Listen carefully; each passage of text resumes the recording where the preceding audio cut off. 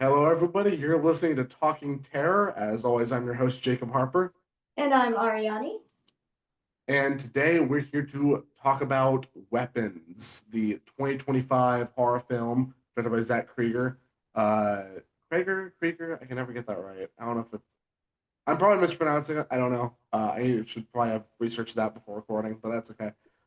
Um, but yeah, I saw it the other day. I saw it Sunday night. We're recording this Monday night, technically Tuesday morning. It's past midnight, but we're recording that. I saw it Sunday night, and Ariane and I just saw it earlier this afternoon. So that was my second watch, her first time watch. So we're gonna be getting into that. But before that, we had quite a long week or a long weekend. We were at Houston Horror Film Festival. It was exciting. What'd you think about Houston Horror, Ari? It was amazing, honestly. It was so fun because, I wasn't expecting it to be that packed, but you were right. It was less packed than Texas Frightmare. Yeah, I noticed that too. Texas Fright because I go to Texas Frightmare every year and I go the whole weekend. For Houston Horror, it was kind of a last minute decision. We only went that Saturday. Like we drove up super early Saturday morning, hung out until about 5, 6 o'clock, something like that, and then went and got dinner and then went back to Dallas that night. It was a very long it was a very long and tiring day, but it was fun. And just like the thing about like conventions, like the Saturday is always the peak. So I was like kind of nervous about that. We still couldn't find parking. That was like the biggest pain in the ass with finding parking at the hotel. But no, it was a blast. We went up there and we watched some short films. We have some friends that had a short film that got in, which speaking of, I have without trying to look too awkward. Trying to pull it off my pin board here. There we go. Hopefully that won't too awkward on camera. Shadows at the Altar. We have their little flyer here, their poster that they gave us a copy of at Houston Horror. Um, I don't know if it's available to stream anywhere yet, and we're definitely going to have those people on the podcast sometime. The Gateway to Hell Studios team, very good friends of ours. But yeah, we went to go watch a short film and just hang out, do some content, some convention content, some con content, and it was a blast. We did some interviews with the cosplayers. We Uh, did. it was fun.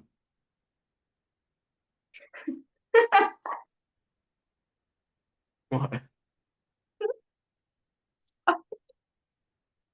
Whenever you talk about the silences and the awkward pauses, I think about that. Oh wow! During the interviews Yes, or during this podcast or during the interview. during the interviews, but also during this podcast. Well, it's funny because I interviewed one guy. We interviewed a lot of cosplayers, which was really great. I love cosplayers, because I can't do that shit. I can't put on like however much extra like dressing and masks and then walk around Texas, Right? and like an 80-degree Texas convention hall. I can't do that, so I salute people who do.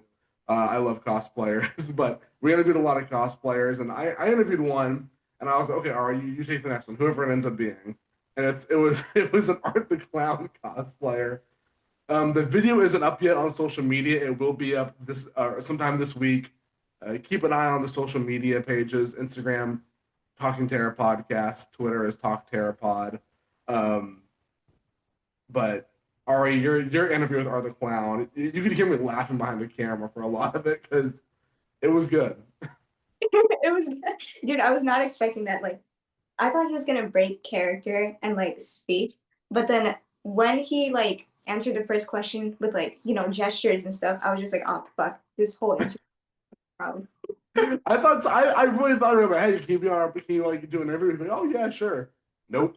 The whole time he's like doing like miming, and it's a great clip. It'll be up on the Instagram sometime this week. We're still doing like little edits here and there on the interviews, but it was fun. The convention was fun.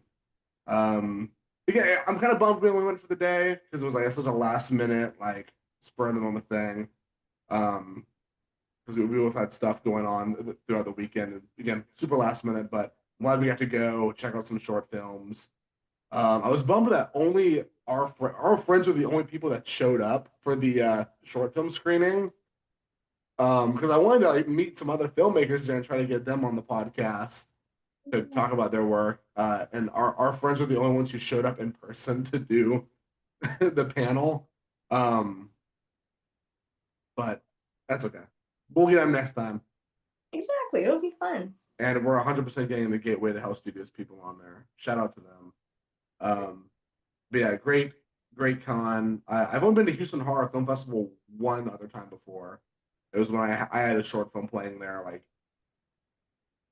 3 years. Oh my god, like 3 or 4 years ago, which is Nice. horrible. That makes me sad that that was 4 years ago. But but yeah, it's a great convention. Glad we got to film some content, and we each picked up a few little cool things. I think already picked up some books. Oh yeah, I did. And I met Bill Mosley. Yeah, that's okay. I know I'm missing something. You met Bill Mosley. That was awesome.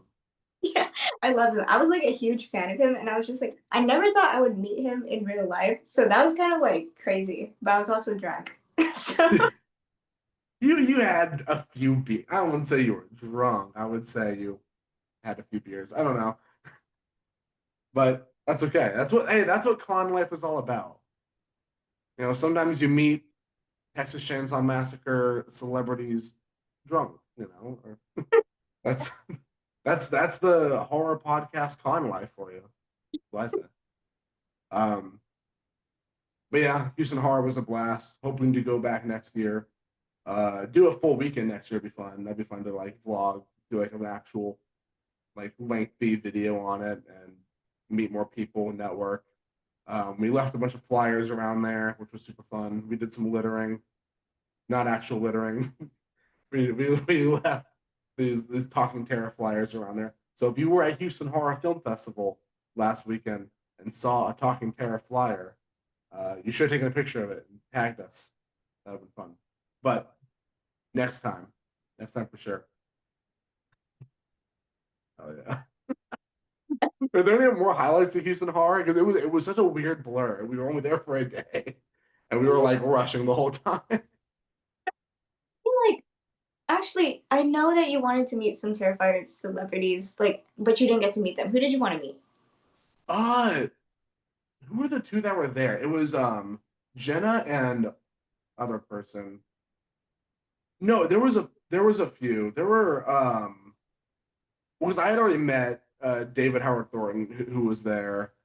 I'm not sure if Lauren Rivera and Elliot Fulham were there. I don't think they were there, but I had met them previously. But there were two from the original Terrifier that I would have loved to have met. They were there. Jenna Cannell and Catherine Corcoran were there. They were the two main girls in Terrifier 1. They would have been cool to me. And Samantha Scafidi would have been cool to me as well because she's been in like I think all of them. Yeah, because there's a post credits in the Terrifier 2 that Samantha appears in the insane asylum. What That awesome. that also. Oh, I love the Terrifier franchise, man. I'm so hyped for Terrifier 4. And we need to get Damien Leone on the podcast. Yeah, That's like that's like one of my goals for this podcast is to get Damien on here to talk about Terrifier. That'd be great. Um, but yeah, I think that's about it for Houston Horror Film Festival. Again, I wish I had more to say on it because it's a really cool convention, really cool film festival. Um, because I know a lot of like conventions they have like a film festival aspect where they play a few small things like at like 1 in the morning at most inconvenient times, um, which is cool. But like but a lot of these are mainly horror conventions. But Houston Horror Film Festival, I feel like, is split pretty evenly between being a film festival and being a horror convention. I feel like there's a little bit of something for everybody there. So it was a blast, and I always enjoy my time there. So hoping to go back next year and hopefully stay longer than like like 7 hours. It was so intense, man. This weekend has been long. But anyway, folks, let's get into the real showstopper here. Weapons. Oh my God, there's so much to talk about on weapons. Okay, so how it's gonna go is we're gonna do a we're gonna start with no spoilers. We're gonna talk about that, and then at a certain point, I'm gonna say we're gonna get into spoiler territory, and then the rest of the episode will be spoilers. So you'll get that spoiler warning when it happens. This will be for the time being no spoilers, and then when we get to spoiler territory, we will let you guys know because this is one where you're not gonna want to get it spoiled. The marketing has done such a good job on the ambiguity. It annoyed me that like throughout the whole weekend, I'm at Houston Horror, right? I'm like not the whole weekend, but when I'm at Houston Horror, I kept getting like little like I kept seeing little tweets like in passing about about weapons, and I'm like, shut up, shut up about it. Like no spoil. I didn't get it spoiled for me, thank God. But it's like, oh my God, spoilers with people. I've seen other people have gotten spoilers for weapons on Twitter, and it's insanely aggravating to hear that. So don't spoil shit for people on Twitter opening weekend for a movie. That's just I feel like that's common sense. But Right. anyway, let's get into weapons. Ari, I want to hear your thoughts because you just saw it for the first time like 5 hours ago. True. Um, I I'm scared. Oh my gosh, I kept thinking about that movie afterwards, and I was like, you know how my shifts are alone at work? Yeah. Yeah, I got so scared while I was closing. I kept looking behind my back, like just everything. Are looking for people doing like the run. Yeah, that's what I was scared about. And then when I looked outside while I was closing, there was someone like standing outside. I guess they were just like some customer that wanted to come in, but I was closing. So they were just standing outside and it was scary. They know a horror movie's good when it leaves when it makes you paranoid at work. They know it's good. Sorry. Okay. Man, no. Again, this was my second time watching it, and like my first watch, I went in kind of not knowing much of anything about it. Um, but the way the story unravels, like the pacing of the story, was so well done. I had heard someone describe it as like Pulp Fiction like, which I kind of didn't know what they meant by that. And then immediately, like I think around 30 minutes into the movie, I realized what they meant.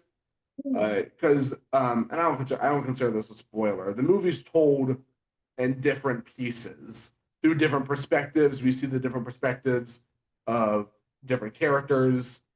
I mean, you see like the same things happening, but through different characters' eyes, and you see more of their story and what's going on in their lives and how it connects to the main story. So I kind of got that. I was like, okay, that's Pulp Fiction. Like, I think there's a term for that I'm totally blanking on, but for now, I'll just say Pulp Fiction. Like, so yeah, that was cool.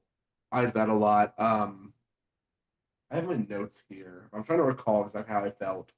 These notes are from my second watch, not my first watch. I don't really do notes on my first watch unless it's for like a out of theater review.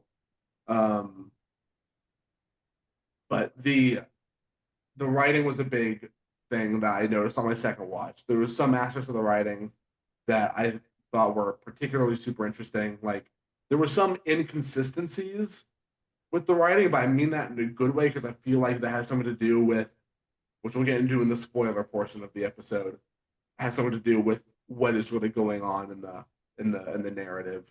But great performances. Julia Garner's great. Uh, which this has been a great year for Julia Garner. I mean, she was in Wolfman earlier this year. She was just in Fantastic Four. I didn't know she was in Fantastic Four. She's covered in CGI. She's like the Silver Surfer, I think, in Fantastic Four. But that's cool. Yeah, she's great. She's a great actress. So I'm glad she's getting doing more stuff. Josh Brolin, uh, which going into this, I forgot Josh Brolin was even in it. Because when I first saw it, I was like, oh shit, it's him. It's Thanos. Wait, that's that. It's yeah. Yeah, dude, it's Thanos and Silver Surfer for all the comic book fans. Yeah. But no, Josh Brolin is great in this.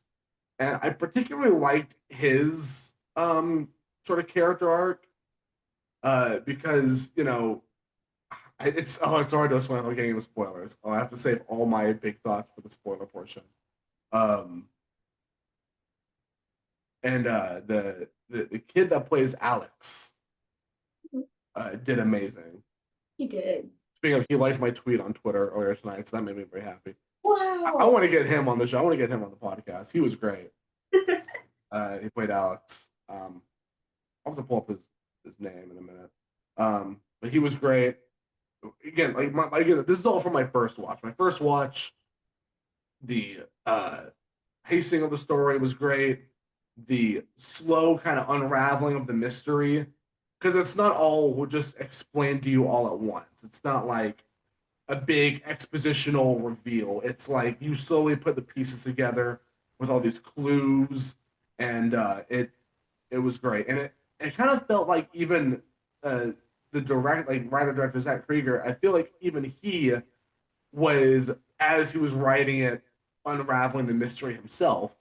And I realized, I saw an interview where he said that he kind of was. Uh, Wow. in an interview he did, uh, he said that he started writing the story not knowing what the answer was to why all the kids went missing. And just he wrote about 50 pages or so before he even knew like what the answer was going to be. So I love that he did. I love that way of approaching it, where even he doesn't know where it's going, and it's kind of just unraveling itself. And well, it's more cohesive and coherent than what you'd expect from that. Um, it's a it that those seeds of that kind of slow unraveling. I feel like take a shot every time I use the word unraveling in this review. My God, but yeah, I really liked the slow reveal of the reasoning.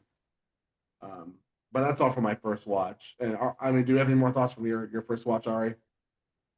Um, uh, it's a good question. I well, and I think so. Like, I'm gonna save it for like the spoiler part. Okay, yeah, because there's so many spoilers. Yeah. Oh, I can't wait to get to the spoiler portion of this episode. I can't wait. Um, oh, the jump scares on this. I didn't expect this to be a super jump scary movie, and it wasn't. It was not. But the jump scares that were in the film scared the hell out of me. Right? Oh my god. They were. Like, there's one that takes place in a basement. Ari, you know the one. That one scared the shit out of me. That was probably my favorite. That or the bedroom one. I think it was like one of the very first jump scares. It's great. Um, but like I appreciate how this film. I mean, I didn't know. I went in not knowing how this film was gonna go or how the story would make any sense or what story beats it would hit. But I did have some expectation, like based on the trailers. I was like, oh, I bet this might happen, or maybe this will happen. Um, and I'm glad I was proven wrong on some things because the plot: 17 children from one elementary school classroom all go missing the same night at the same time. They all walk out of their house into the darkness, never seen again. Uh, and it kind of starts with the whole town being like super like suspicious of the teacher from that classroom. And I felt really bad for her. I felt so bad. I felt so bad for her in this movie. And I expected the whole movie to be about her and her kind of trying to prove her innocence, or the whole town being against her. I thought that was going to be the whole plot, or just most of the movie, and it wasn't. It was surprisingly not in the movie that long. So I'm glad I didn't have to suffer through being really sad for the teacher the whole movie. That I was happy about. Uh, but that was really my only expectation going in, which I'm glad was kind of, uh, not met in a good way. Not They didn't meet the expectation in a good way. Because again, I didn't want to spend the whole movie just being like, oh my god, this poor teacher. Because she's a good teacher. I think she's a good teacher. I was like, oh, So too, like you can tell she loved those children. I know. It is so sad. Um, I also, again, like with the writing, and I'll get more into this in the spoiler portion of the story. Um, I loved how, like, the writing of each character, where you can kind of see like a glimpse into their lives even before. the incident of the missing kids, like all the implied history between everyone. Like there's a scene with Josh Brolin's character where he's sleeping in his son's room because his son is one of the children that went missing. He's sleeping in his son's room, and you see like his wife come in and just kind of look at him like disappointedly and just be like, "I'm going to work." She just looks at him and says, "I'm going to work," and then walks out. Like you can tell there's like some rift there from the incident. Probably, I'm sure they were happier before. I don't know, but just like little moments like that, or like the implied history between Paul, the police officer, and Julia Garner's character, Right. uh, Justine. Yeah, Justine's her name. The implied history between Paul and Justine, I really liked. I thought that was cool. So just those little like, in some ways it's not more than one line, not more than a few lines. Like it's not like super in your face, but it's the little bits of dialogue that really exemplified that for me. How good Zach Krieger was at building out this world and these people to be real people in a real community that have faced a tragedy Right. that they can't comprehend. Um, I didn't expect the reasoning for why it happened. I did not expect. Me neither. Um, I'm trying to think if there's anything else that's not spoilery. Do you have anything else, Ari? Because I want to talk about the spoilers. I want to talk about the spoilers too. Okay. Okay. All right. Well, now I'm just gonna say it. All right. We are now in spoiler territory. Um, give you a few seconds to pause, go watch Weapons in theaters right now. If you're watching this way later after it's been posted, go rent it, go stream it, go buy it on DVD. Whatever you need to do, go watch Weapons and then come back to this podcast and we'll talk about it. Or if you don't care, stick around. But I highly suggest going into this movie as blind as possible. I didn't even watch like the second or third trailer for this movie. I didn't watch any of the online clips because they released some clips online to generate hype a few weeks ago. I didn't do any of that. I watched the first trailer. I was sold, and then I avoided it like the plague. And I suggest everyone else do that as well. I was already pushing up by even being on social media the weekend this movie came out because people are assholes and people spoil movies on Twitter. Thankfully, nothing got spoiled for me too badly. I saw a few like, "Oh, what if?" I was like, "Nope." The second they said, "Oh, what if in weapons?" I was like, "Nope, nope." Anytime I saw that word in a tweet, I would bookmark it and then keep scrolling. Um, because I love what people are saying. I love everyone's kind of contribution to talking about this movie on like horror Twitter and all that. Mostly everyone's. I think mostly everyone has some pretty good opinions. I've seen some pretty dumb ones as well, but I'm not going to touch on those. Um, but yeah, so with that, we are in spoiler territory. Three, two, one. Holy shit, Ari. Holy shit, Arianee. I now okay. Let's get into it. Let's get into it. I'll let you go first on this one. Okay, so the thing with the witch, I was not expecting that at all. Yeah, me too. That was one of the few things I didn't get it spoiled. But I heard a lot of people like implying that it's something to do with magic Oh yeah. or witchcraft, and I was like, oh fuck, okay. I'm like, now I don't know how that's gonna play into things, but okay, like because even from the trailer, I didn't know how I have no idea how those kids went missing. Yeah, same. It's usually I can like probably theorize, oh maybe this. I'm like, no, I have no clue how that could happen, or how Zach was going to write it for that to happen, and the way it ended up, like my first time watch, I was like, okay, so it's magic, but why? Like, why is some magical thing happening? But then it was when the principal went after Justine. God, I still think about that. That face was scary as fuck. Okay, yes. Oh my god, it was. That shit was freaky. But it was that moment where I was like, oh, it's like literally turning people into weapons for her. Mm. And I'm like, shit, okay, that's why it's called weapons. But then I was still like, why are the kids like how are the kids weapons? 'Cause I thought the kids were gonna be used as weapons, but they Mm. really weren't. Um and I didn't notice this on my first watch. It was on my second watch I really noticed this. With Yeah. each time you see Gladys, that's her name, right? Gladys, yes. But yeah. Yeah, the witch. Each time you see her after she like takes over another person or like controls another person, she gets more of her hair back. Oh, I did not know. So that is how she's like because she's like sick or whatever. So that's how she's becoming better. And she's like feeding off of these people. Oh my god. Um, yeah, which is great. I love that. Um, yeah, because I was like, why? I was like, why the kids? I guess like the kids, there's a lot of them. I guess maybe they're younger and that because I know there's a lot of like old like folklore around like feeding on children or whatever, kind of like freaky shit like that. Mhm. Um, which I really like that explanation.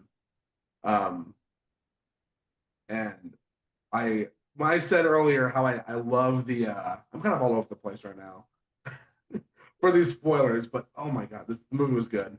But when I said earlier about Paul and Justine, Mhm. their like implied character kind of history is they obviously have some romantic history. I feel like that was kind of implied a lot. Just how quickly they were like, "Oh hey, come over," and then immediately they hooked up. I was okay, clearly like they've done this before. This has happened before. Right.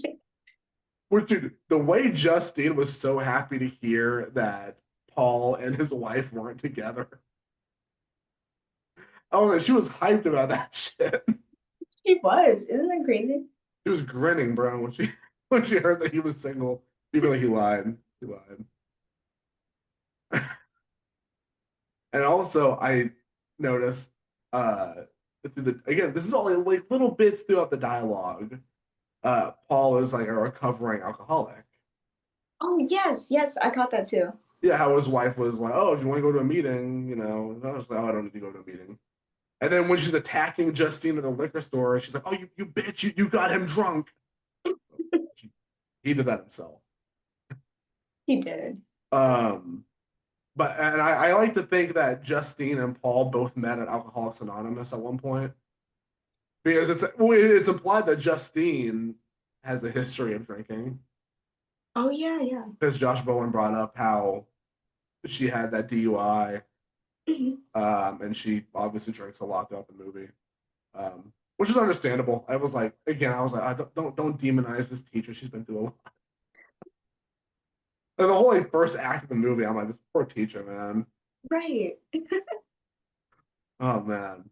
But no, it's like little moments like that I really appreciated with the writing because again, it's like all it takes is like a little bit of dialogue, and it goes so far with characterization and just making that world feel lived in and feel real. And yeah, I like that a lot. 100%. Speaking of the fact that, because like I did not understand the weapons part. I was like, so why is it called weapons? After after we watched the movie, I was like, why the fuck is it called weapons? Until you said that. But my manager, she also watched it and she told me this huge thing. Yes, I want you texted me about this. I want to hear this. Of course. What is the huge thing? So like, I don't know if you heard about this, but when I was talking to her about weapons today, once I got to work, I was like, oh my god, I loved it. And she was like, yeah, I love the references to napalm. And I was like, napalm? What do you mean? Have you heard about that? No. Okay. So like this is talking about the Vietnam War. I had this whole list because like she said a lot. I wrote everything down. It happened Nice. after America attacked Vietnam with Agent Orange. I think that was like a gas or something. I'm not very Yeah. like history. Oh, okay. And then so Vietnam retaliated by making napalm gel, and it was sprayed and it was like highly combustible and highly flammable. it was used to like burn yards and like acres to prevent Americans from like hiding anywhere. But there was this incident where the gel got onto a village near the war zone and then it burned everything, including the people, in 1972. Oh shit. Yeah. And so there was this reporter. This is the scary part. That took pictures of children burning alive and they were running. And there's this famous picture of a little girl running naked and she has like her arms out just like in the movie and she's on fire and her flesh is like searing off and it's like violent. Holy shit. Yeah. So you think that's where Zach got the idea to do like the arms? Yeah, I think so Oh too. my god. Like um I believe that, well, actually, I don't believe, she told me. The general actually saw the photo and saw the mistake of like, the gel got onto this village. So he actually took her to a hospital because she survived. And then all the doctors were just like, hey, you should let her like mercy pass. She's gonna die. But he fought for her life. And after 17 surgeries, she actually lived. And now she grew up to be a United Nations Goodwill Ambassador. And she talks to children in like war zones. She helps them. Oh wow. That's super interesting because I was wondering why that pose. Right. I was like, is it just because it looks kind of freaky or it's like unnerving? Or maybe it's like because at first it was like you only see the kids do it. And so I was like, oh, is it just because like they're kids and like it's running? Isn't that terrifying? Well, That's a really horrifying real life reason why he would have chosen exactly. that.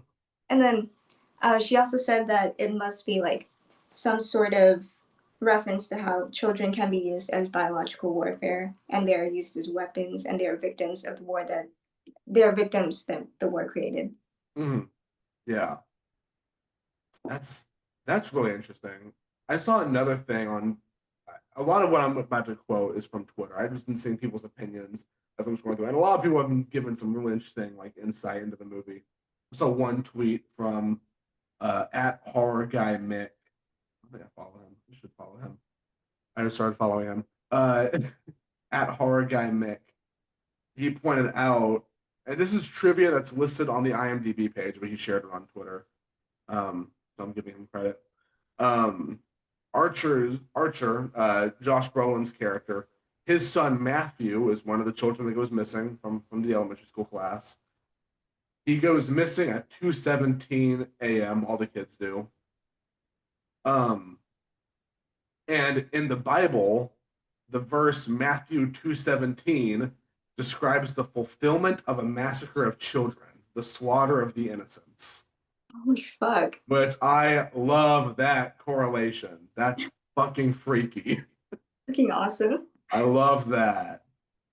Um, and one thing I've been seeing some people say on Twitter, this is one of the like opinions I disagree on. Like some people were saying it's a movie about nothing. They're like, there's no reasoning or no explanation, or not explanation, but it's like there's no symbolism or substance there. Like, Mhm. oh, it's a movie about nothing. And I completely disagree. Right. I disagree completely. I think it's the opposite. I think there's so many things you could correlate this to. There's a lot. I personally like going into it, and this is previously conceived stuff from the marketing. Mhm. But I feel like this still carries some weight having after seen the movie. I personally thought a lot of the story was about um, school shootings, Oh. um, and how communities how they have to deal with that tragedy after the fact. You know, like kids going missing from a school suddenly one day Mhm. and never being seen again, and how a community has to deal with that. Or if there's a survivor like Alex, Alex, the one person who didn't go missing from that classroom, Right. the one student. There's that aspect, like how like surviving a school shooting, how that is kind of traumatizing, and well, not kind of, that's very traumatizing, how horrible that could be. And then the teachers, how some of the parents are blaming the teacher. Anytime something goes wrong in a school, people blame the fucking teacher, That's true. and that sucks. Um, And it's like, why didn't you? Oh, I actually just slammed my notebook. It's like, why didn't you protect our kids? Well, how are they supposed to, like, they try, Mhm. or what are you teaching our? I've seen some people say it's about, the fear of losing your children to indoctrination in school, Wow. or oh, our kids have suddenly abandoned us. That's the term they use at one point, abandon, because they Mhm. willingly walk out of the well, willingly. They supposedly it's hard to describe. They willingly walk out. They're not like forced out. So there's one point where people are like, "Oh, what if the children abandoned you? Like, what if they all just left and ran away?" The idea of your children being abandoned by you, and you're like, "Oh, what is that teacher teaching our students in that school?" The worry about indoctrinating students, which I thought was an interesting read. One person, I'm gonna give them credit for this one. Uh, Adequate Emily on Twitter. She said, um, what was it? Like, she said it feels like a direct comparison to like the Satanic Panic in the '80s. Oh, I know about that. Yeah, like witchcraft is stealing our children away from us. Especially like being how it's a quiet, average American suburban town that's Mhm. suddenly just rocked by a mysterious supernatural force that Yeah. takes their children away from them or turns their children into weapons, makes them violent, which I thought was a very, very interesting correlation. So shout out to Adequate Emily for that one. I'm not smart enough to think of that one on my own. But that's like a good read on it, and that's why I think this movie's so great. One of the reasons I think it's so great is because there's so many different ways to read it. Yeah. Again, I still kind of stick by my take on it being about school shootings and tragedy. Especially that the dream sequence Josh Brolin has where he's running towards his son in the dream, and he looks up at like the house, and there's like a shadow, like a gun, like in the clouds. Oh, yes. I was like, that's so. I'm like, is this really about that? Like, was I right? And it's like, well, it could be about a lot of things. Um, yeah, I love just the ambiguous, not storytelling. I mean, it is storytelling, but like the ambiguous symbolism, and how That's you could totally put your own read on it, your own spin on it if you want. Yeah. And funnily enough, that was an AK-47, which was also used in the Vietnam War. Oh shit. So yeah, again, like I Yeah. guess maybe Krieger did his like Vietnam research before this. I don't know. Um, uh, One thing I noticed that I don't see people talking about a lot is there's inconsistencies with the dialogue. Because like I said, it's the same story through different perspectives. Oh, right. Different you see different scenes. Well, you see the same scene through different perspectives, right? So there's one scene after Justine went to Alex's house and saw it was all boarded up and creepy looking, and she called the principal to ask for a wellness check. From Mhm. Justine's perspective, the principal was like, leave it alone, stay away from him, don't talk about this again, and I won't talk about it again. Like, very confrontational, like, don't follow this lead, don't do it. But then I didn't notice this till my second watch. Then when you cut to uh uh Marcus, I believe that's the principal's name, Marcus. Yeah. Yeah, when you cut to Marcus's perspective of that same phone call, he's like, "Okay, I'm gonna call the house, see if I have a meeting." Like he's way more nice about it. Right. And he doesn't say any of the same stuff that you hear from Justine's perspective. And that got me thinking. I'm like, is Gladys's magic like affecting even people that she's not totally taken over yet? Like just trying to throw people off her trail, like modifying the phone call, making them hear different things or say different things. Mhm. Um, I don't know. I haven't seen anyone talk about that yet. So I thought that'd be interesting to point out. That was really good. I never noticed that. Thank you. Yeah, I don't know. It was just kind of creepy to me. I don't know. Because at first I was like, oh, are there like, because I noticed when she sees Paul from like across that like fence when he's walking to work. Mhm. So the very first time they see each other in the movie, from Jesse's perspective, I think he waves at her with his left hand, but then when from his perspective, he waves at her with his right hand. Whoa. And I was like, oh, that's a funny continuity error. Which that's not me like taking a dig at Zach Krieger as a director. That's like every great movie has little continuity errors that if you watch it enough times, or if you have like a close eye, you can notice it. Like some of my favorite movies have little moments like that where it's like, oh, that was wrong, but it's okay because who cares, you know? So that's not me like digging at Zach Krieger. Oh, he did this wrong. Like, no, it's fine. I think it's cool. That made me think. I'm like, oh, are there any other kind of inconsistencies like that? And that made me notice the phone call, and I was like, well, hold on, that wouldn't be unintentional. That wouldn't be a mishap that you would overlook. Okay. So that made me think that that is intentional. Um, did you notice the other like kind of weird shit like that? No, I didn't. That's very observant of you. Thank you. Yeah. Well, yeah. This is my second watch. Like I had to be a little more observant, but just like watching it for the first time, just digesting that story was like fucking weird, man. That's weird. It was creepy.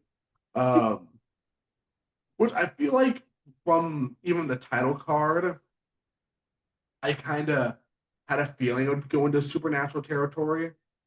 Because the O in weapons has a triangle through it, or has a triangle inside of it, which is like notoriously shown in like other supernatural movies.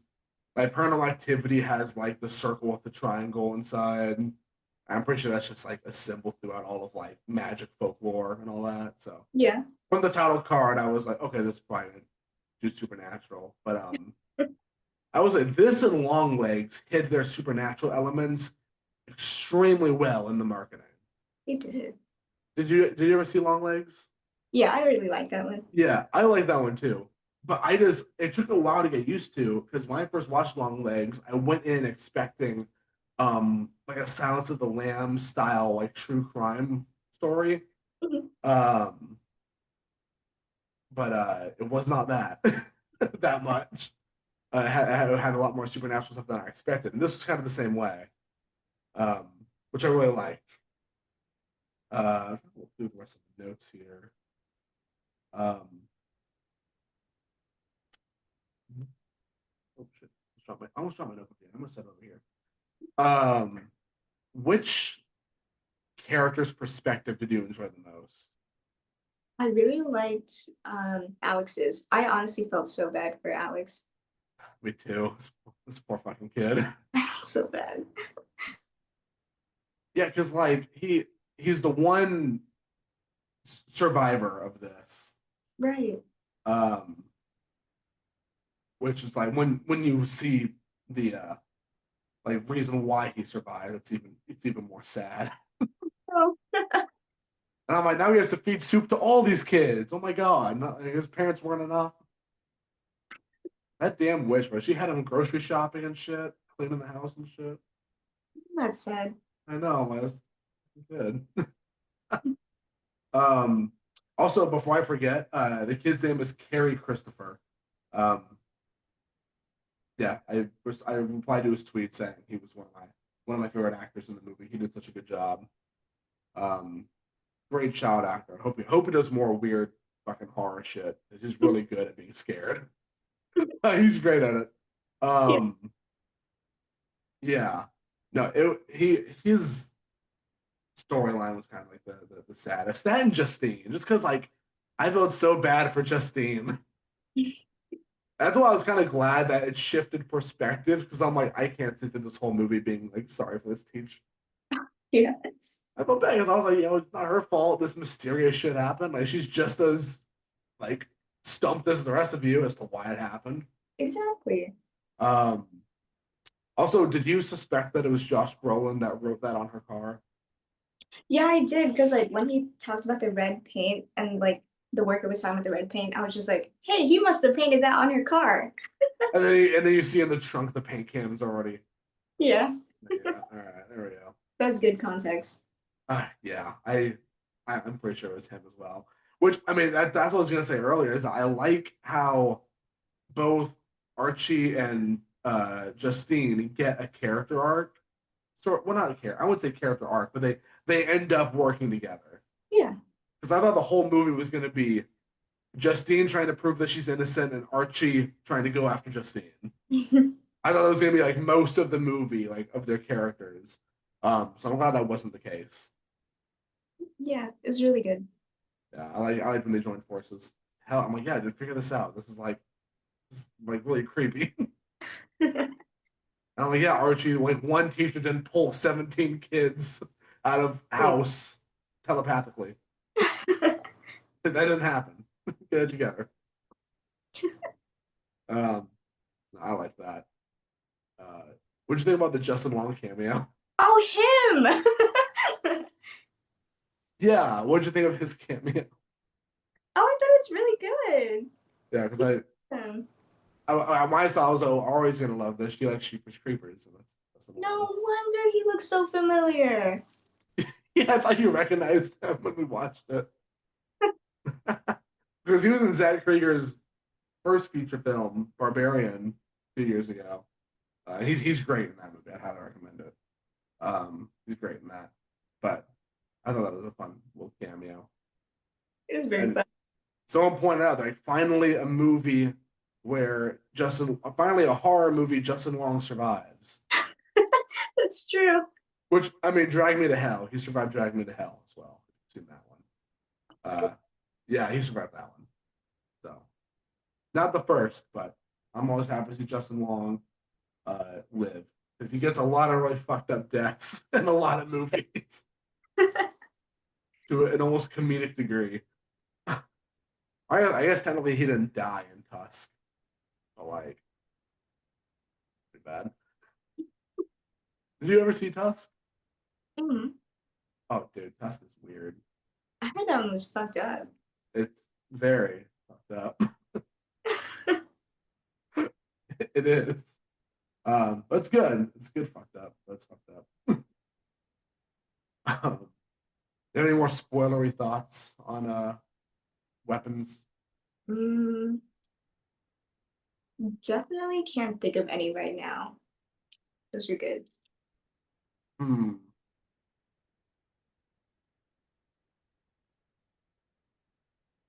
I'm just reading on Twitter because I have a bunch of weapon stuff bookmarked to talk about.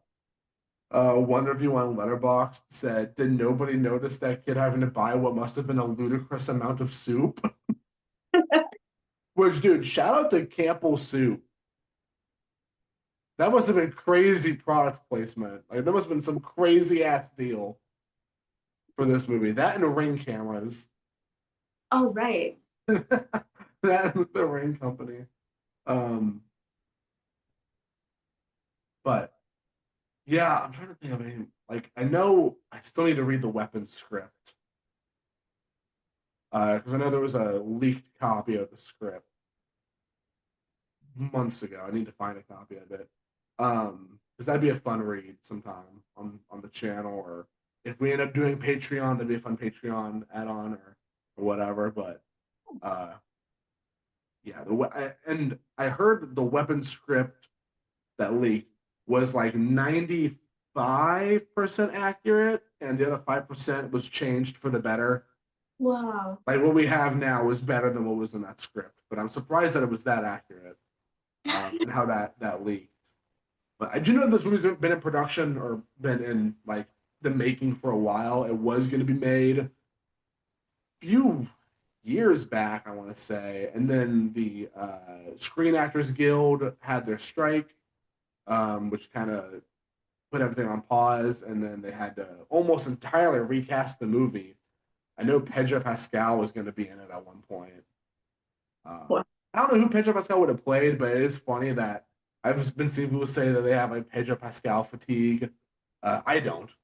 I love Pedro Pascal. I think he's great, but I do find it funny that if things had gone differently, that would have just been another movie that he's in right now.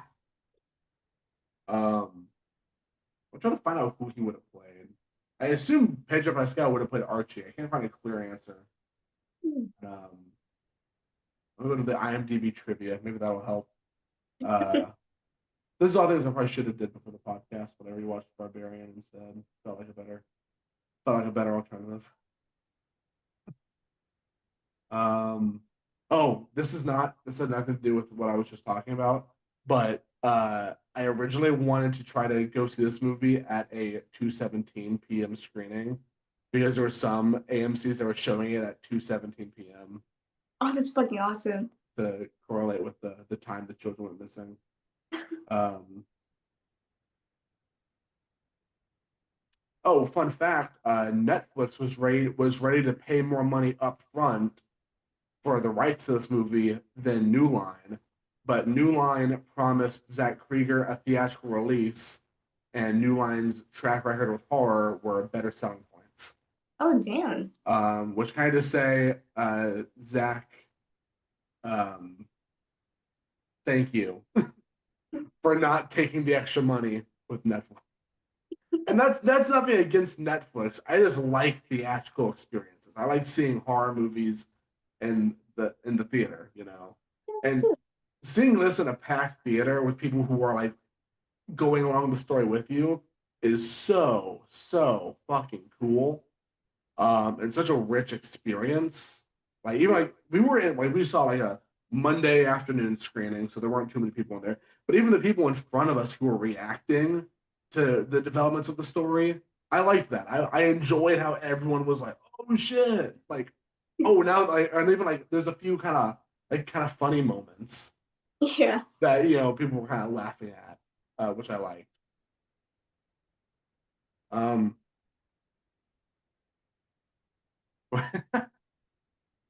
man, I saw one tweet that was like little detail about the movie. Uh, Paul, the cop, he got jabbed with that needle from that guy, Right. and he was worried about getting like HIV or something. And someone pointed out that even while worried he had HIV or AIDS, he still went and had sex with Julia Garner's character. Oh, shit. And I'm like, God, what a piece of shit. What a piece of shit. Apparently, Elizabeth Olsen was offered uh, Julia Garner's character, like Julia Garner's role in this movie. Um, I find very interesting. Uh, I am 90% sure Pedro Pascal would have played Archie, which would have been cool. But I like Josh Brolin a lot for this. I think Josh Brolin was great. You did awesome. It's funny that we were just talking about Netflix because Josh Brolin said something along the lines of like Weapons is the antithesis to like boring streaming movies, and how he said like what moviegoers need right now is a really intense horror mystery that's going to get them to the theater and get them engaged in a theater rather than just watching something at home on Right. TV. Which I completely agree. I agree with you, Josh Brolin. I had way more fun watching this in a theater twice than I probably would have had just sitting at home watching it. Um, but yeah, that's true. I agree with Josh Brolin on that. I do have a question for you.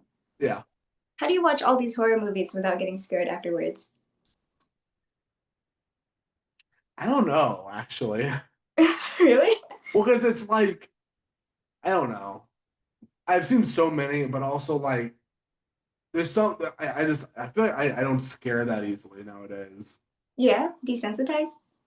I think so, but also like like when I like leave a theater and a movie leaves me with like a strong like feeling, Mhm. like Presence. The movie came out earlier this year, and it was kind of the perfect storm because like that movie left me with a very uneasy feeling. And when I was leaving the theater, I walked down to a dark parking lot, and I had to walk back to my car alone. It was just like, yeah, just that had me kind of creeped out. Or like if I'm watching a home invasion movie and I'm at home, yeah, that gets me a little Yeah. creeped out. But I don't get scared that often. Um, after a movie. Uh, Skinamarink left me pretty fucking scared. I haven't seen that. Oh my god, please watch Skinamarink. It's so good. Um, that movie horrified me. And a lot of people don't like that movie, which I get. It's not for everyone, but scared me. I watched that in the theater. Scared the hell out of me. But what about weapons left you so scared? The fucking running. The running. I do find it funny how I assume your manager told you that fun fact and then left. Yes, she did. And then I was just I felt chills all over my body, and I was just like, oh my god, and I'm here alone. It's just someone trying to bring their kid into the store, and you're like, get that kid out of here. I was. Get that child away from me. Right? Like I just watched Weapons. Keep that shit He, away. he might be a weapon.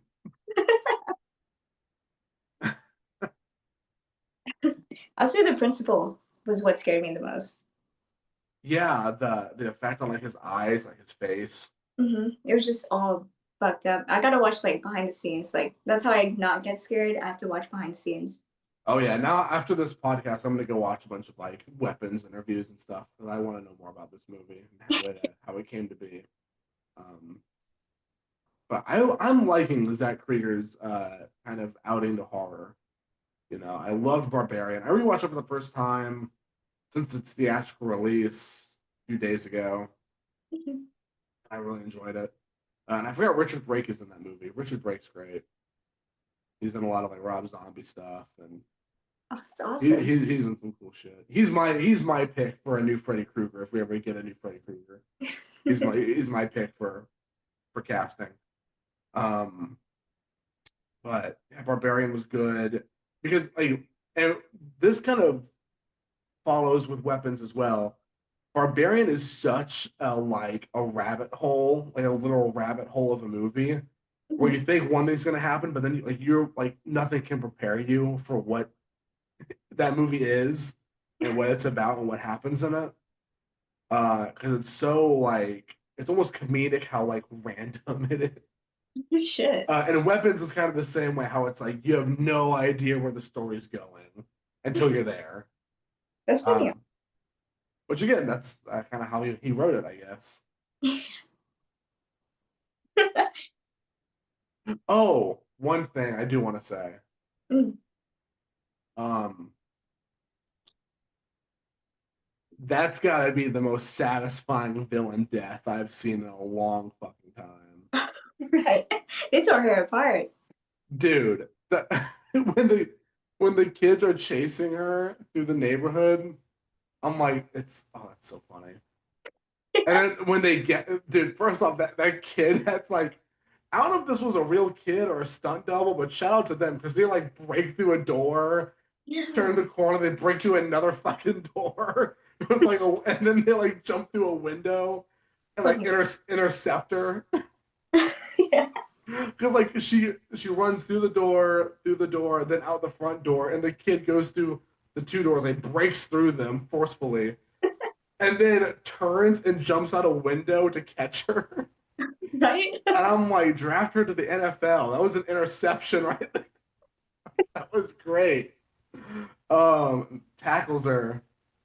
And then all the kids just start like ripping her apart. Like, there's not even a body left when Josh Brolin gets there. It's just like a bloody like pulp on the ground.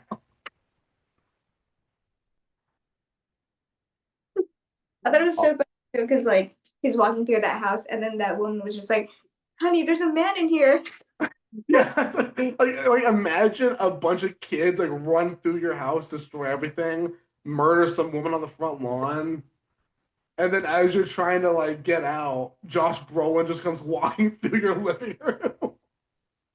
That's horrifying, man. I feel for her. I feel bad for her. All these people's houses got destroyed by the weapons.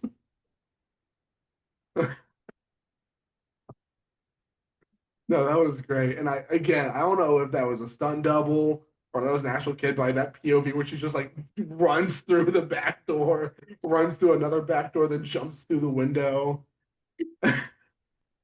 I love that shot where you see like all of the kids running out of like the house they were held in. Like just through the window, through the door, through the other windows, like just through every possible opening, kids are just pouring out. And I'm like, that's so, so cool. At first I was like, that's scary. And then she's like running. It's okay, it's funny. Um, yeah, I don't know. The whole movie kind of felt very like fairy tale like in some aspects because like, you have this witch kidnapping children, doing all these spells, and then the witch gets torn apart by the children. That's something I would imagine reading in a fairy tale. Right. A really dark one, but yeah, I can imagine that.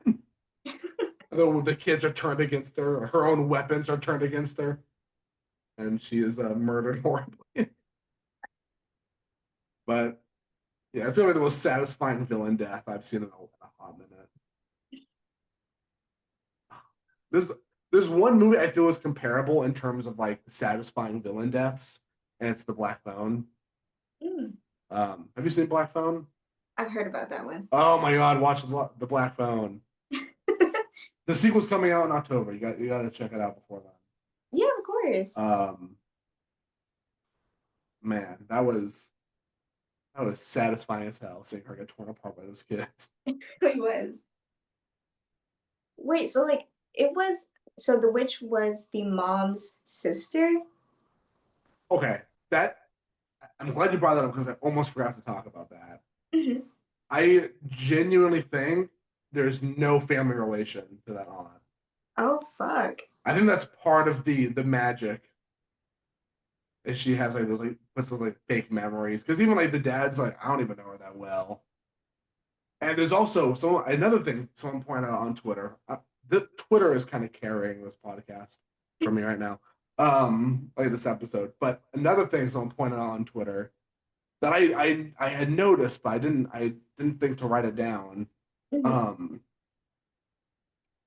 uh, the woman says, "Oh, the dad says that they haven't seen her in 15 years." But Yeah. then when she's talking to Alex, she says that she hasn't seen him since he was a baby, and Alex is like 10. Oh, right. And so it's like there's little inconsistencies like that in the story. Because at one point, Gladys says that she's Alex's aunt, and then when she's coming to visit, she says that she's the mom's aunt, so she'd be Alex's great aunt. Mhm. Um, and it's like I really don't think she's anything to that family. I think it's just like another spell that she's putting on them to make Oh, them like vaguely remember and go along with it. wow. That's Yeah, chill. yeah. And one thing I did write this down. Um, how there's one, it's a flashback scene where Justine is teaching the kids like some science stuff, and she talks about parasites, Yeah. like something that comes into a living being and feeds off of it, and that's what Gladys is. Holy shit. Yeah, that's the one I know is that she is a parasite. She comes in and feeds off of living things. My gosh. Um, but I didn't quite click that the parents say they haven't seen her in 15 years, but the class says she hasn't seen Alex since he was a baby. And yeah, little inconsistencies like that make me think that she is not part of that family. And she is just some magical being that took them as kind of hostages. Oh my god. That's fucking awesome.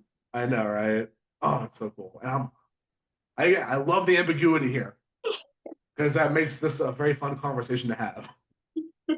And again, that's why like I love movies that are not like I don't want a movie that's too terribly ambiguous. Like show me, like give me something to go off of. Yeah. Um, but like a movie like this is such a perfect amount of ambiguous, where there's things to go off of and there's points to be made, but there's also so much you could speculate and discuss, and Mhm. yeah, I love it. As much as I love Skidamore, I feel like to some people that movie's too ambiguous. Yeah. For me, I love Skidamore. I think there's a lot to talk about with Skidamore. Um, which shout out to uh, Kyle Edward Ball, the director of Skidamore. We had him on the podcast. I interviewed him, I think like a year or two ago. I have no idea. It's been a long time. This podcast has been on for a while.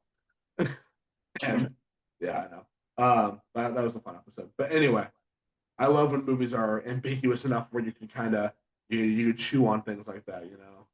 Yeah. I don't know if I had any more notes on weapons. Do you have any other points on it? Actually, I do have a funny story with you. Because like when we were watching one of the Great Bites movies, you saw that there was gonna be a weapons trailer on, and you're like, "Oh my god, spoilers!" And then you had to turn around to make sure that it wasn't Yeah, like a trailer that you saw. yeah. I thought that was so. That's what that's what I'm saying, man. I take this seriously. I didn't want it spoiled. Someone on Twitter said the most recent weapons trailer was spoiler. I took their word for it. I wasn't gonna play around with it. Which like knowing what I know now about weapons and now having seen it twice, I doubt there was anything in that trailer that would have fully gotten me to where the movie did. Yeah. Thankfully, but I still didn't want to risk it. Didn't want to take that chance. Because again, it's like with Long Legs, that movie was so good in its marketing that it actually misled people into thinking what kind of movie it was. Yeah. Um, so that's just great. I love that. I don't think there's any other. I'm gonna scour IMDb trivia and such. Um,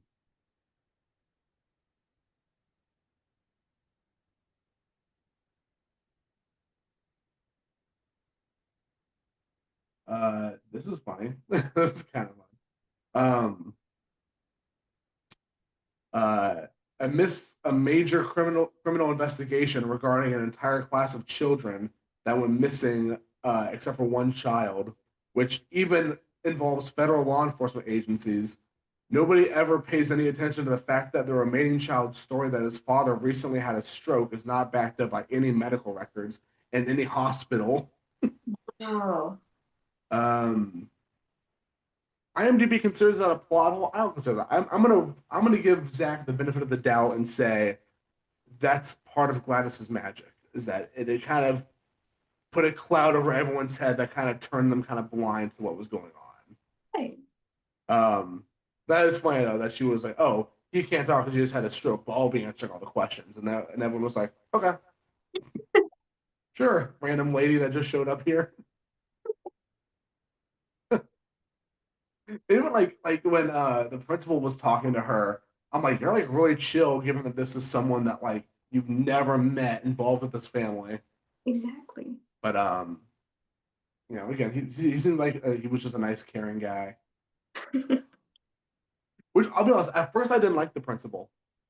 Oh yeah. At first I thought he was being kind of an asshole to Justine Oh because yeah. he was like, oh, inappropriate behavior with one of your students, and she was like, I hugged a crying boy. Like, okay, like, and I was like, yeah, okay, come on, bro. I mean, I get it, he's thinking almost purely about optics, Mhm. which I do like how that was a consistency with his character, and that doesn't just go for teachers; he goes like for everyone. Like when Gladys shows up at his house to try to like come into his house, at first he's like, it shouldn't be like I don't know if I can let you in my house Right. because like I guess to him, uh, even though Gladys wasn't Alex's legal guardian, like the someone involved with a family of one of his students coming into his house would have been kind of weird. And he saw that as like, oh, that's kind of unprofessional of me to have you in my house. So I'm probably not gonna do it. And then his partner was like, no, like come on in. I was so sad when when he had to kill his husband. That made me sad. Yeah, me too. I thought it was so sad, and they were wearing matching shirts. And they had the match. I didn't know that until like on my second watch. They were wearing matching Disney shirts. I thought it was so cute. That was all. Everyone keeps sharing the image of like their food they were gonna have. Mhm. Like there's like six hot dogs and like this chip, and everyone's like, "He never got to eat these, man." Like, fuck, that's sad. I'm It like, looked. that is. It looks so good, man. Yeah, poor guy. But yeah, like, at first I thought he was kind of an asshole, and then over time I was like, okay, I get it. I get his point. I still think he was a bit hard on Justine, but you know, is what it is. He was just doing his job. Yeah. Oh, I that scene and the gas station where she was being chased by the principal. Oh yeah. Most useless fucking store clerk ever. Right? Oh my god. Wait, didn't she say like help me when she first came in? And then what did he say? She said nothing. Oh, And then she did like a lap around the store and he was like, get the fuck out of my store. It's like, fucking help me. I was like, oh my god, dude, call the police. This woman's being tormented by this guy with like these really fucked up like eyes and blood all over his face. exactly. He did not give a fuck. He's like, get out of my store. I'm like, oh, call the police. I was totally expecting like the principal to be lit on fire because when he jumps her, she's at the gas station, like gas, he pulls like Oh, the thing out and gas goes everywhere. I was expecting that to be like the finale of that scene. oh He yeah. he, he gets hit by the car. Yeah, that was so like upfront and I did not expect that at all. Yeah, the gore there was pretty cool. It was. And I realized this on the second watch. It's consistent with like the rules of this magic is how like you have to destroy the brain. Mm. You have to like hit him in the head to stop it. Because what was that? When because he gets hit by the car, and his head like I don't know how he hit his head, but his head is like fucking exploded Yeah. when Archie goes over to look at it. And then when they're fighting the possessed people inside of Gladys's house, Mhm. uh, Justine has to shoot Paul in the head because she shoots him like in the neck and then like the chest, and it doesn't work. So she has to shoot him like right like, in the brain, and Yeah. that stops it. And then she shoots um, that drug guy in the head. James, that's his name, James. James. Which also James supposedly I'm hearing reports is that he's going to appear in Zach Krieger's Resident Evil movie. Really? That's awesome. I know. I heard he was the only one from the original cast that was able to make the schedule work. That's awesome. But he stuck through it, and I'm glad he's being rewarded with Resident Evil. God, I'm so excited for Krieger's Resident Evil movie, man. Me too. But and also the Josh Brolin's character doesn't stop being possessed until the kids rip Gladys's head off. Oh yeah, I missed that too. Like they tear into her eyes and her limbs and her hand. Like they rip all of her limbs off, Mhm. break all of her fingers. Like they tear her apart. But the parents and Archie are still possessed until you see that shot of them like tearing up her head. Yeah, that shit's scary. Oh my god! Oh, satisfying ass villain death. Um, but yeah, which also the actress that played Gladys, I'm gonna look up her name so I don't get it because I want to shout her out. She was great. Uh, Amy Madigan, she's amazing, dude. She was. She was so good in this. And look, I know it's a long shot because the Academy has some beef with horror. I don't know why, but they do. So it's a long shot, but I really, really would like to see her name mentioned in like best actress conversations. She's very, very good in this. And I think everyone in the cast here did pretty damn good. I hope like this gets some love come the award season. I hope so Um, too. yeah. And also while I'm talking about like movies that get like award buzz and all that, can I just say, can we stop calling when a horror movie gets like critical acclaim? Can we stop saying it's not a horror movie? They do that? Enough. Yes, all the time. Like even with Sinners that just came out, there are people who are like Sinners isn't a horror movie. What the fuck? Like right when Sinners was getting like big like acclaim by everybody, everyone was loving it. Suddenly people were like, "Oh, well, Sinners isn't a horror movie; it's a thriller or an action." I'm like, "Shut up, shut up." I saw someone say Weapons isn't a horror movie; it's a dark comedy. Are you serious? Shut up. Be quiet. It's not a comedy. There's little comedic moments throughout. It's not a comedy. Exactly. It's like when there's some people who say like, "Oh, Get Out isn't a horror movie; it's a thriller."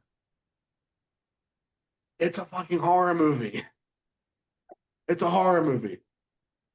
And also, calling Weapons a comedy is like calling Get Out a comedy. By the way, like just because there's little moments where it's kind of funny doesn't mean it's a comedy. Exactly. God, minor tangent. People piss me off.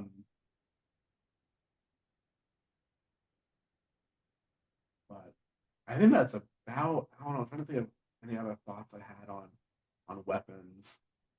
Spoiler or non-spoiler. I don't know. Yeah, anything else? I don't. I thought that was really good though. Me too. I'm still debating if it's my favorite of the year so far. What do you think? What is it? Like, how does it stand compared to other horror movies you've seen this year? I would say Weapons is probably my favorite. Yeah, because you've seen Sinners by now, right? Yeah, I have. Okay, yeah. That Sinners and The Monkey are currently my favorites of the year so far. Um, I feel like Weapons is gonna be Weapons is up there, man. I don't know.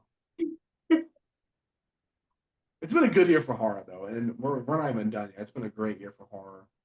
I know later this month we have the fifth and final Hell House LOC film coming out. I think it's the final. I'm not sure, but I think it is. Um, so we have Hell House LOC 5 coming out later this month. Um, in September we have Him, which we saw the trailer for today before Weapons. I loved all the trailers before Weapons. We saw the trailer for Him, new trailer for The Long Walk. Uh, lots of good. There's another one coming out in September, Long Walk, um, which is something to read because I have the short story, or it's not. I think it's a. I don't know. I have the novel it's based off of. Yeah. I need to read, but yeah, we got Long Walk, him, Black Phone 2 in October, and Five Nights at Freddy's 2 in December. I'm sure a bunch of other stuff I'm missing in between it all. So we still got a lot coming out this year in terms of horror, but Weapons has been one of my most anticipated of the year, and I'm glad I lived up to the hype. I really enjoyed it. Yeah. Any other thoughts, Ari? Mm. Alrighty then. Well, that is going to do it for this episode of Talking Terror. I hope you guys enjoyed. Um, Hopefully, we didn't spoil Weapons for you guys. Hopefully, everyone listening has had a chance to watch it. Or maybe you skipped to the end just to see the outro. That's cool too. If you haven't seen Weapons already somehow, go check it out. It's in theaters right now at the time of this recording. And I don't know when it will be on streaming or physical media, but check it out there as well whenever it's available. Um, you can follow our social medias. We are on Instagram. Our Instagram is Talking Terror Podcast. And you can follow us on Twitter, which is at Talk Terror Pod, for updates on the show. And you can also follow me on Twitter and Instagram. My Twitter is at Jacob at the movie, and my Instagram is Jacob the Harper. Ari, what are your socials? My Instagram is little with two e's dot imp, and then on Twitter it is with an underscore. Very cool. And yeah, I think that's about it. We do episodes every Tuesday. So if this is your first episode, tune in every Tuesday. We have new episodes that drop every Tuesday around noon, around 2 p.m. I think I'm gonna make this episode drop at 2:17 p.m. because I feel like that'd be really funny. Um, uh, we're also streaming on YouTube. If you're watching this on YouTube, you can subscribe to the channel, leave a like, leave a comment. We're also streaming on Spotify and Apple Podcasts. If you're watching us or listening to us on there, you can give us a rating, follow us on there. Helps us out a lot, and we really appreciate it. With all that said, I think that's going to do it for us, and we'll see you in the next one. Bye, guys.